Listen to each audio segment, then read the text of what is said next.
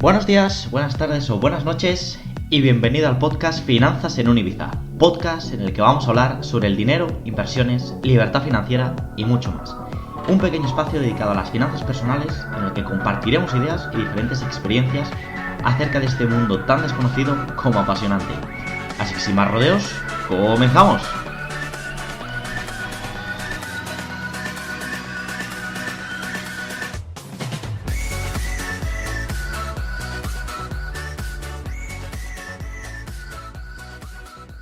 Muy buenas y bienvenidos una vez más a un nuevo capítulo del podcast Finanzas en un Ibiza. Ya sé que llevábamos un periodo un poquito más de sequía, llevaba un tiempo sin publicar, pero bueno, todo tiene su justificación y es cierto que he estado con algún proyecto nuevo que me ha llevado, ¿no? Pues cierto tiempo. De hecho ya aprovecharé para hablaros de él en capítulos posteriores, pero no os voy a engañar, yo no sé si vosotros tendríais ganas de retomar con episodios nuevos. A mí sí que me apetecía, sobre todo para poder seguir contando pues diferentes experiencias, diferente conocimiento en relaciones de temas de finanzas personales, inversiones, ahorro, etcétera, etcétera. Y no voy a entretener mucho más con esta introducción. Como habréis podido ver ya en el capítulo del episodio, hoy vamos a retomar una de esas secciones que poquito a poco pues también son conocidas dentro del podcast, que es el de vocabulario en finanzas.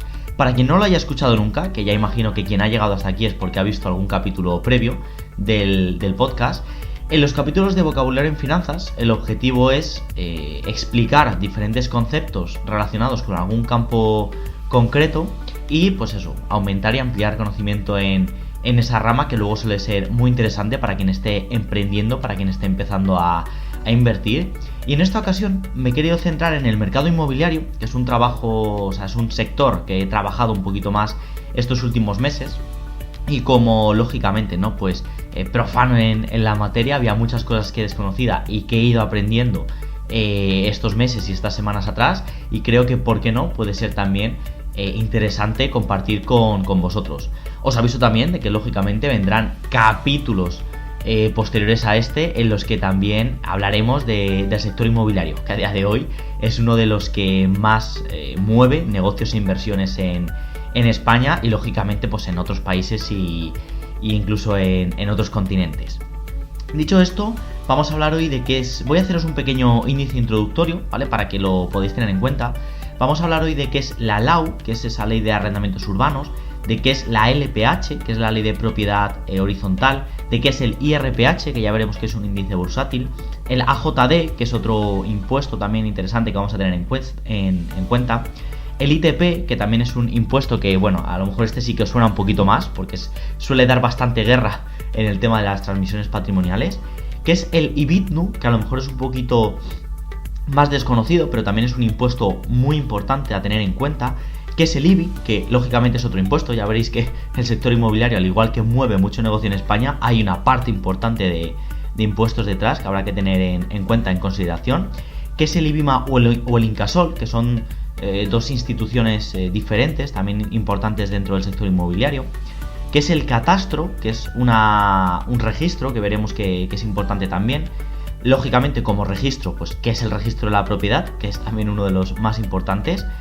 Tener en cuenta que son diferentes términos como la nota simple, la subrogación, la novación, términos que tienen mucha relación con la ley hipotecaria, con los créditos hipotecarios, etcétera, etcétera. Lógicamente, pues en España y en el resto del mundo, obviamente, gran parte de las operaciones inmobiliarias que se realizan van mediante una hipoteca, porque es raro que alguien tenga a nivel patrimonial toda esa cantidad o ese aporte que nos piden desde el minuto número 1, que es la novación, que es la nuda propiedad, que es el derecho de tanteo y que es la carencia, ¿vale? Este es un poco el glosario de términos que vamos a ver hoy. Y empezando por la LAU, la Ley de Arrendamientos Urbanos, comentar que esta es una normativa del Código Civil que se encarga de regular los diferentes términos, acuerdos y condiciones de los alquileres en España, ¿vale? Así que aquí hago un pequeño inciso, porque muchas veces los aspectos que yo os voy a comentar van en relación a la normativa y a la regulación española, porque lógicamente a mí es el país que me corresponde. Si escucháis el podcast desde México, Colombia, Venezuela, puede ser que haya una normativa parecida con un nombre diferente. De hecho, yo tenía un compañero venezolano con el que he estado trabajando estos meses, y él mismo me lo dice, que hay términos que significan lo mismo pero se dicen de forma diferente. Pues bueno, ¿de qué se encarga esta ley de arrendamientos urbanos? Pues bien, muy sencillo.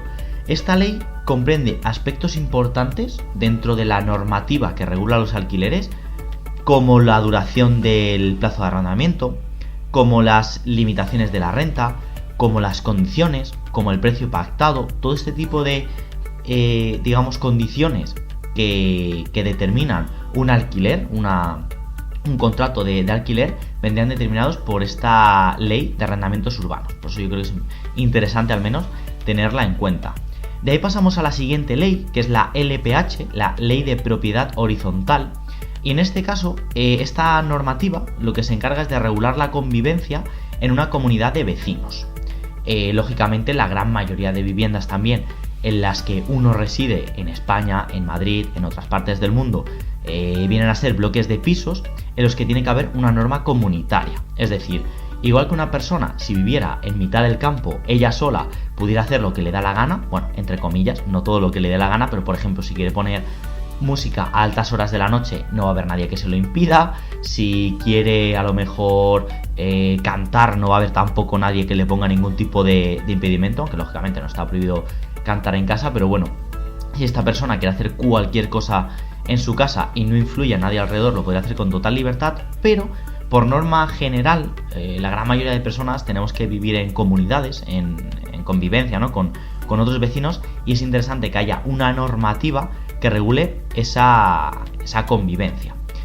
¿De qué se encarga, por ejemplo, también de regular esa ley de propiedad horizontal? Pues bien, va desde el nombramiento de los cargos de la comunidad, como los presidentes de la comunidad, el tesorero de la comunidad, el administrador de la comunidad. Se encarga un poco de determinar también cómo va rotando esa función, ese personaje dentro de la comunidad, y también los diferentes acuerdos en relación a contribuciones, me refiero a contribuciones económicas, lógicamente, para mantener todos los elementos comunes. Por ejemplo, ¿no? Si en el portal de mi casa, o a lo mejor en donde yo vivo, hay un ascensor, pues lógicamente eso lleva unos costes, lleva un mantenimiento que hay que pagar entre los diferentes vecinos, porque todos tenemos derecho a usarlo, y tiene el mismo derecho el que vive en el cuarto, que el que vive en el séptimo, que el que vive en el segundo.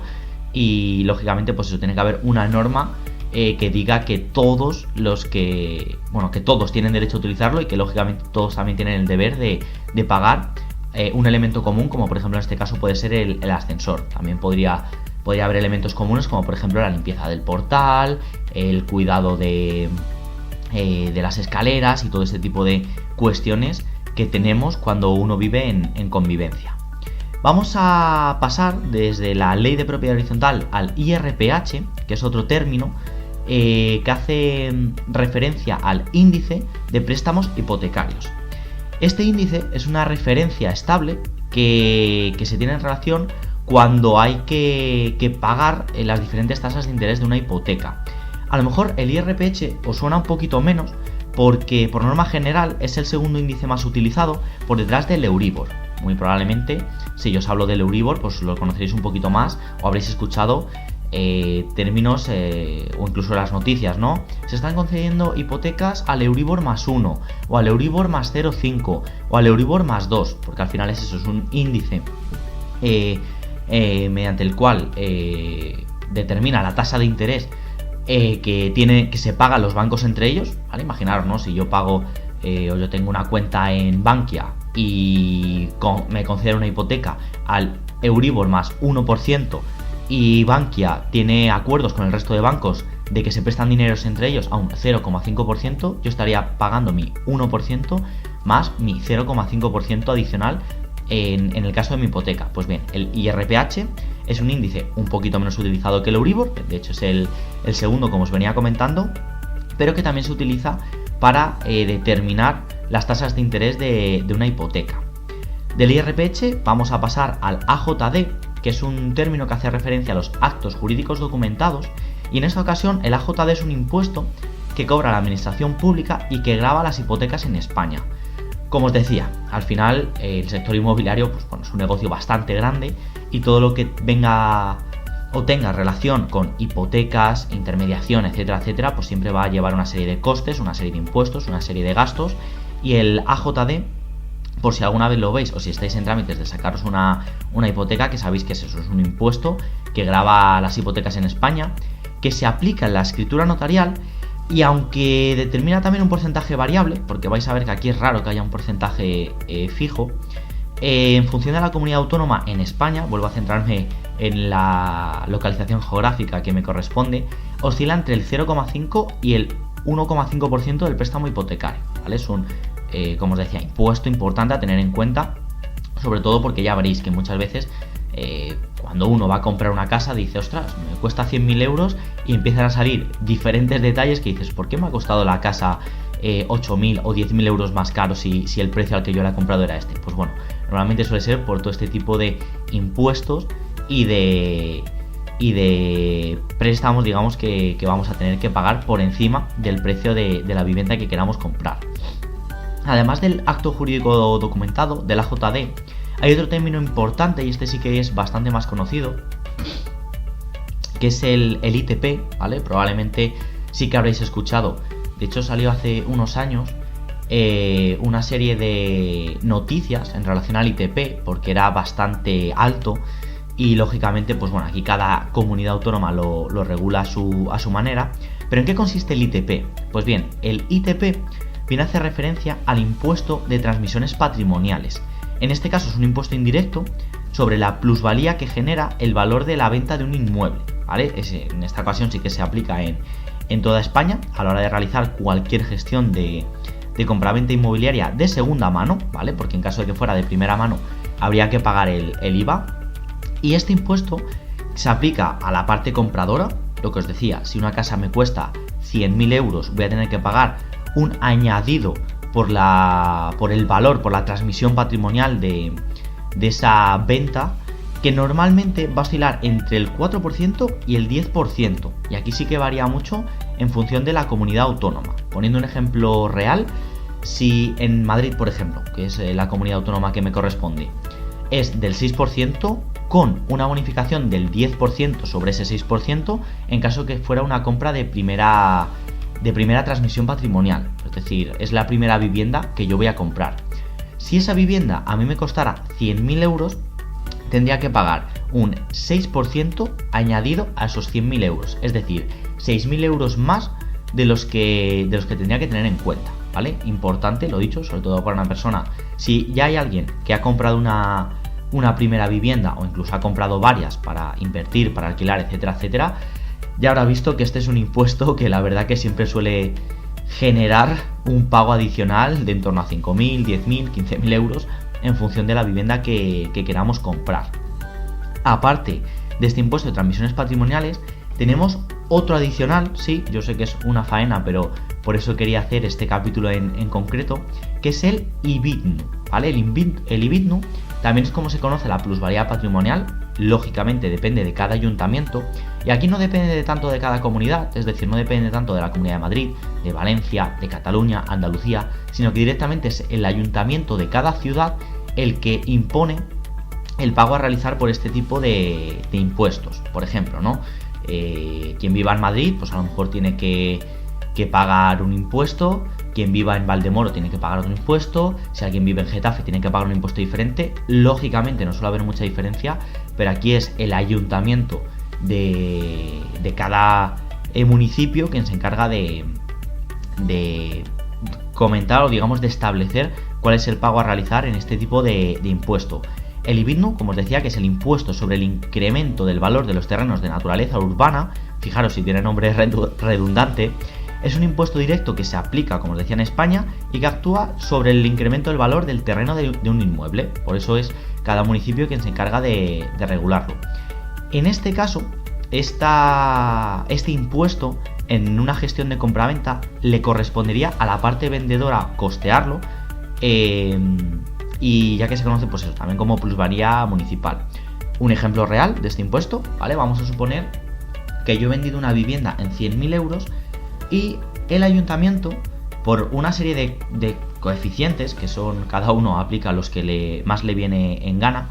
Vamos a suponer que de esos 100.000 euros yo tengo que pagar un 2,5% del valor de la venta que he tenido. ¿Qué sucedería en este caso? Como parte vendedora que soy, yo recibiría esos 100.000 euros de la parte compradora, pero de esos 100.000 euros tendría que ir a la entidad que correspondiera, normalmente pues suele ser al ayuntamiento o al registro correspondiente, a pagar los 2.500 euros que se corresponderían con este impuesto.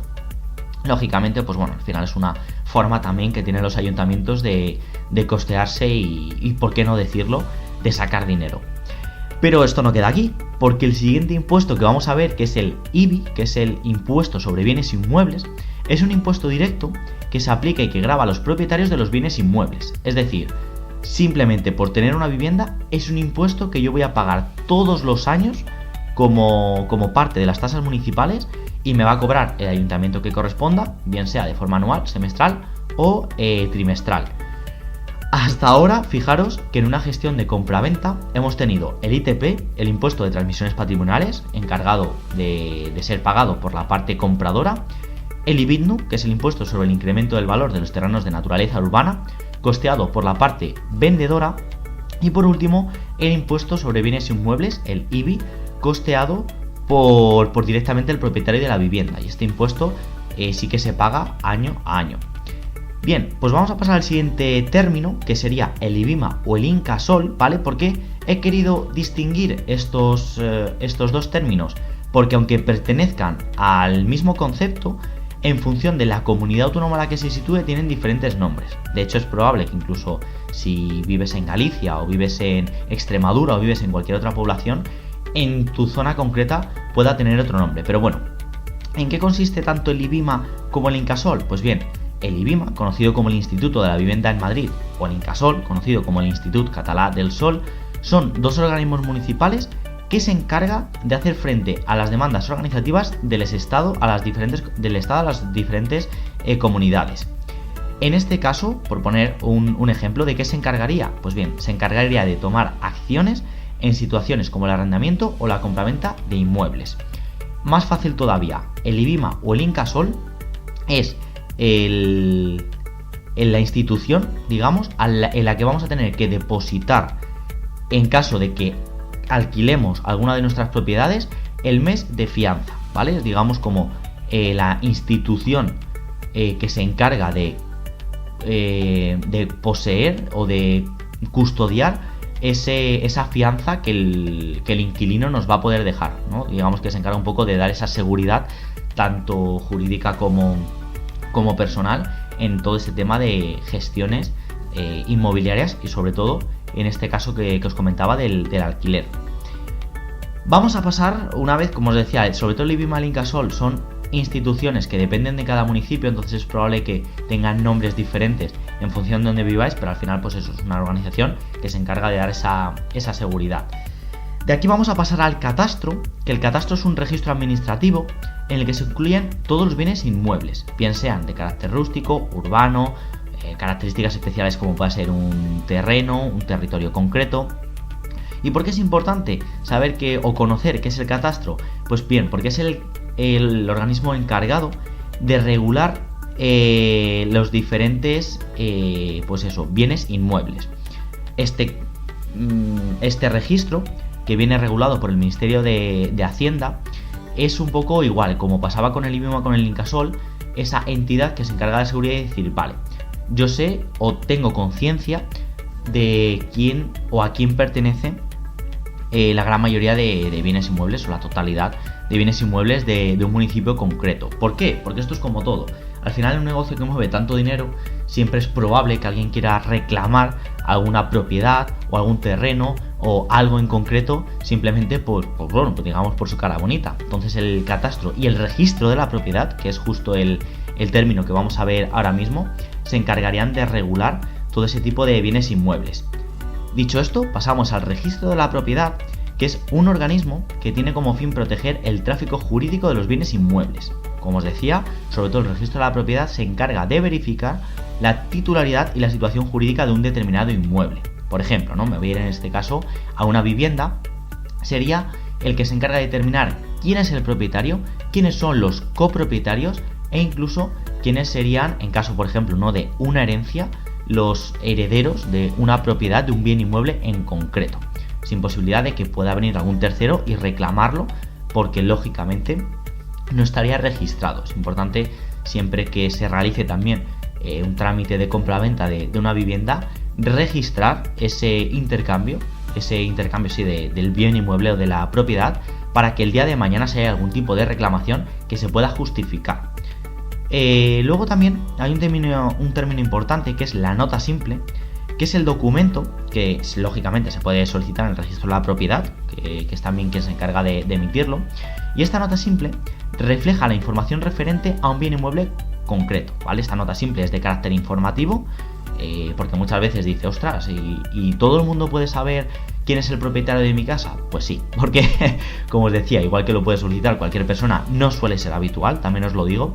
Hay algún ente jurídico, por ejemplo en el caso de un divorcio, o en el caso de una herencia, o incluso en el caso de algún tipo de reclamación, que pueda haber una persona y decir, vale, yo quiero saber quién es el titular o a quién me tengo que dirigir en caso de que pues yo quiera reclamar parte de esa propiedad, o incluso como pudiera ser, que tristemente pues son casos que también suceden, con una ocupación, ¿vale? Imaginaros que yo soy un asesor inmobiliario, me llega una persona y me dice, quiero vender mi casa, me enseña la casa, ve un poco la casa, yo me confío de que es el propietario, pero realmente es una persona ocupa que encima tiene la poca vergüenza de querer vender esa vivienda aunque no sea propietario, pues por diferentes motivos, ¿no? Ya veremos que luego hay miles de casos que pueden suceder dentro de este sector, pero ¿quién verificaría si esa persona es realmente la propietaria o no de la vivienda? Pues bien, la nota simple informativa, que como os digo, se puede solicitar en el registro de la propiedad.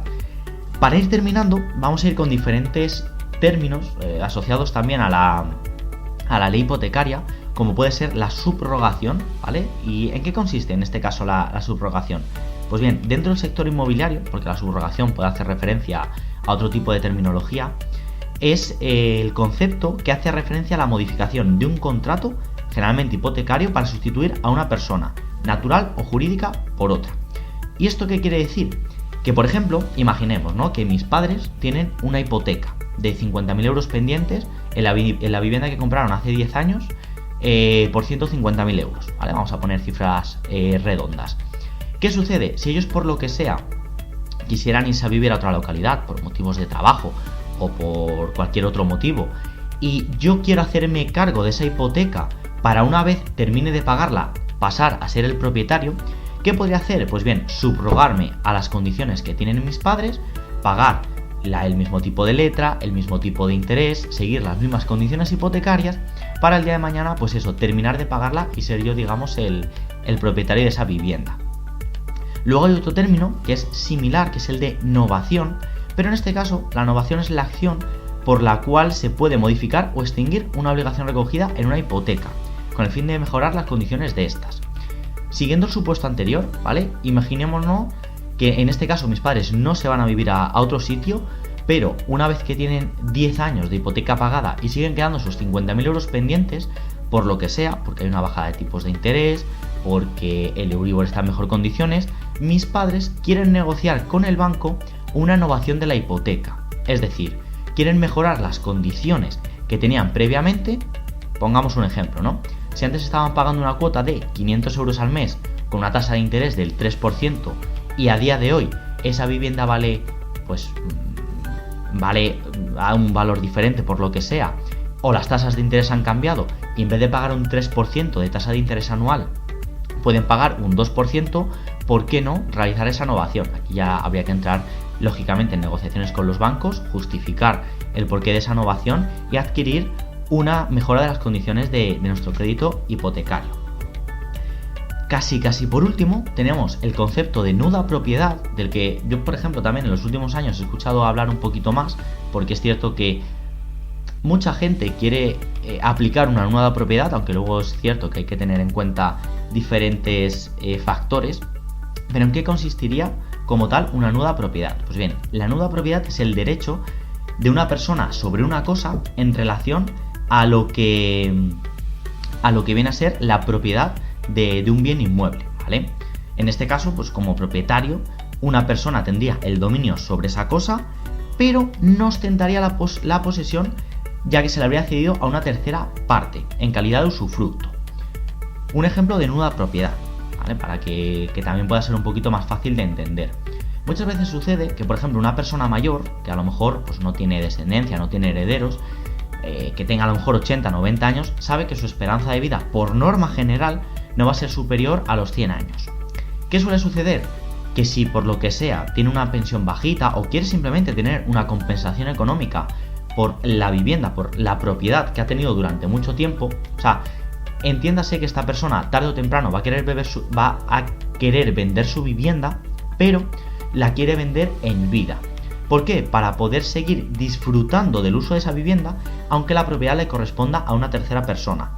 ¿Qué suele suceder en este tipo de casos? Que esta persona puede vender su vivienda o el derecho o la propiedad de su vivienda con la condición de mantener el usufructo hasta que ésta fallezca. ¿Vale? Es una operación, como os digo, que es un poquito más compleja para inversores. Hay veces que puede resultar interesante, lógicamente.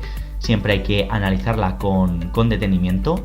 Y es algo de lo que, como os comentaba, he escuchado bastante en los últimos años y quería también un poco explicar, o por lo menos intentar explicar, en qué consiste esto de la nuda propiedad, que es la venta de la propiedad de un bien inmueble con la condición de que el antiguo propietario se queda en calidad de usufructo. Y ahora sí, como penúltimo concepto, vamos a hablar de qué es el derecho de tanteo, que es algo muy interesante a tener en cuenta, sobre todo para alguien que esté viviendo de alquiler. ¿Y en qué consiste este derecho de tanteo? Pues bien, el derecho de tanteo es un derecho real que permite a un arrendatario, es decir, a un inquilino dentro de un bien inmueble, tener derecho a comprar ese mismo inmueble ante terceros. Por ejemplo, ¿no? Imaginemos que yo estoy viviendo de alquiler en una vivienda, estoy pues, pagando mensualmente, llevo ya 4 o 5 años de alquiler, y el propietario de la vivienda en la que yo estoy viviendo decide venderla, por lo que sea, porque quiere tener un poquito más de liquidez, porque quiere comprar otra residencia, por el motivo X. Digamos que yo tendría el derecho de comprar, lógicamente, siempre y cuando esté dentro de mi capacidad y mis condiciones económicas, esa vivienda antes de que sea vendida a una tercera persona. Es decir, si está, imaginémonos, ¿no? Que el propietario de mi vivienda me dice: quiero vender la casa a un amigo mío de toda la vida, y sé que la tengo alquilada, pero se la quiero vender porque es mi amigo. Pues yo, como inquilino, sí, lógicamente, pues justifico que he sido inquilino durante todo ese tiempo, tendría el derecho de decirle: pues mira, yo he podido ahorrar durante todo este tiempo, y antes de que se la vendas a tu amigo de toda la vida, yo la quiero comprar pues porque me siento cómodo, porque ya he vivido aquí, porque mis hijos van aquí al colegio, por lo que sea. Pues es lo que se conocía como aplicar el derecho de tanteo. Y por último, voy a querer hablaros también de qué es la carencia, porque en el sector inmobiliario es un término que hace referencia al periodo de tiempo durante el cual un nuevo inquilino, y seguimos hablando pues de arrendadores y arrendatarios, pues como os decía, ese inquilino está exento de pagar. ¿Con qué fin? Pues bien, puede ser con varios fines. Normalmente suele ser con el de remodelar, reformar o mejorar alguna de las características del inmueble. Aunque, por ejemplo, la carencia se utiliza sobre todo en locales, en gente que quiere montar un pequeño negocio y, lógicamente, pues imaginaros, ¿no? Si yo quisiera montar una empresa, un restaurante, y previamente ha sido una óptica, pues tendré que remodelar por completo el local, lo que me va a suponer una serie de costes, una serie de gastos, y sobre todo, si soy a lo mejor un pequeño emprendedor, pues me va a poder costar asumir económicamente toda esa parte. Entonces, hay en ciertas ocasiones en las que dentro de un contrato de arrendamiento se aplica una cláusula de carencia mediante la cual el nuevo inquilino del local o de la vivienda, ya os digo que generalmente esto se suele aplicar en locales, está exento de ese pago con el fin, pues eso, de poder ir generando ingresos hasta que tenga la solvencia económica necesaria para poder mantener ese pequeño local, ese pequeño negocio. Y por mi parte poco más, hoy lo dejamos aquí. Como lo habéis visto, era un capítulo contundente. Me alegro un montón de volver a estar en contacto mediante el podcast con vosotros. Espero que, por cierto, hablaré un poquito más detenidamente de ello en el próximo capítulo, pero está habiendo muy buena respuesta del podcast. La verdad que sois muchos ya los que poquito a poco os vais suscribiendo, pues vais dejando incluso por las redes sociales de la cuenta de Instagram de Finanzas en Ibiza y de Libros de Finanzas, me vais escribiendo y me decís, oye Dani, pues ¿por qué no hacer un capítulo de esto? Y me vais dando ideas que la verdad que siempre se agradece y es de, pues eso, de apoyo para el podcast. Y poquito más, lo dicho, espero veros en los próximos episodios. Un abrazo fuerte, chao, chao, chao. Y hasta aquí el episodio de hoy. No te olvides de dejar tu comentario y tu valoración, así como de suscribirte si es que todavía no lo has hecho. Y espero de verdad que hayas disfrutado de este pequeño ratito hablando de finanzas personales. Nos vemos en los próximos capítulos. Un abrazo fuerte, chao.